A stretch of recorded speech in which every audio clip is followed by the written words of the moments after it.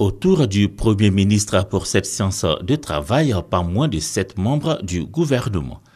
C'est le signe de tout l'intérêt de cette rencontre consacrée au renforcement des activités en Côte d'Ivoire de l'Agence japonaise de coopération internationale. La coopération technique est prête au titre de l'aide publique au développement, l'aide financière non remboursable, tout a été passé en revue. Sur ce dernier point d'ailleurs, la Côte d'Ivoire va bénéficier de plus de 13 milliards de francs CFA pour le développement du secteur de la pêche. Nous entamons bientôt la construction de débarcadères de Sassandra, y compris construction de marchés pour appuyer le développement dans le domaine de la pêche côtière surtout.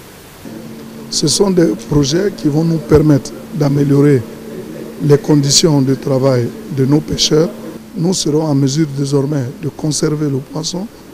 Nous serons en mesure de le commercialiser sans aucun risque. Ce projet est un don japonais, donc non remboursable. De financement, il a été aussi question lors de l'entretien accordé par le Premier ministre à Jean-Philippe Prosper. Le conseiller à la Société financière internationale a exprimé la volonté de l'institution de poursuivre, voire renforcer ses actions de financement dans les secteurs de l'énergie, du numérique, des transports, de l'agro-industrie et autres.